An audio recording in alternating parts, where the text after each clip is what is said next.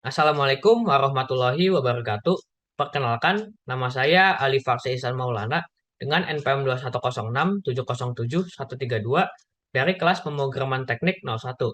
Jadi pada kesempatan kali ini saya akan melanjutkan presentasi saya ke topik yang ketiga, yaitu apa itu algoritma.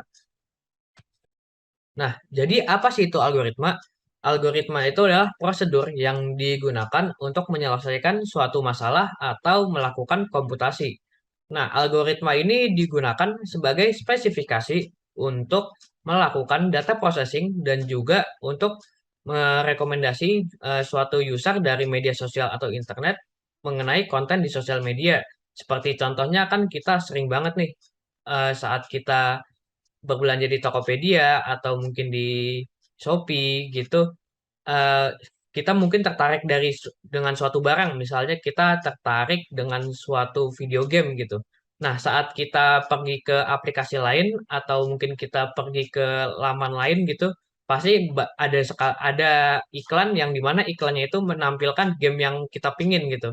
Nah, itu adalah salah satu contoh dari eh, kegunaan algoritma.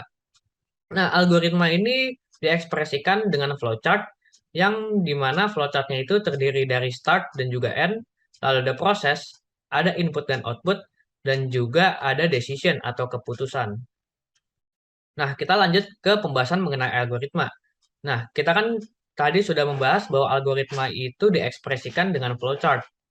Nah, jadi dari flowchartnya ini sendiri memiliki suatu simbol-simbol yang dimana simbolnya itu spesifik dan juga tidak boleh asal kita pakai.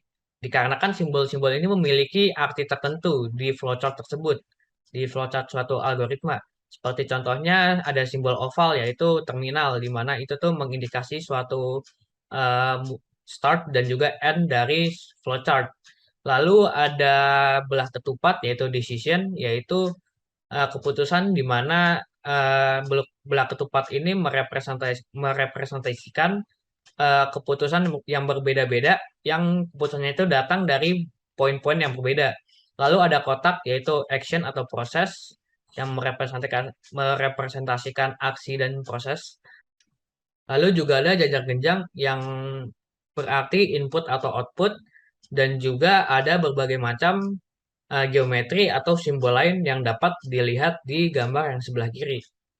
Nah, untuk gambar sebelah kanan adalah contoh dari flowchart algoritma di mana seperti yang saya bahas di geometri sebelumnya itu, yang simbol sebelumnya, yaitu ada oval, yaitu start.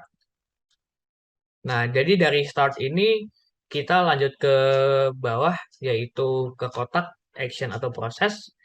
Dari prosesnya ini bisa kita lihat, yaitu flowchart algoritma ini mengenai sensor kedatangan kereta. Nah, jadi ini bisa dilihat prosesnya itu adalah sensor mendeteksi kedatangan dari kereta. Nah, kita lanjut ke bawah lagi. Selanjutnya adalah decision, yaitu keputusan. Keputusannya itu adalah kedatangan kereta ada atau tidak. Nah, apabila no, maka kita langsung ke bawah, yaitu N. Artinya tidak ada kelanjutannya. Tapi apabila yes, yaitu kita lanjut ke action atau proses, yaitu close the gate, di mana menutup pintu.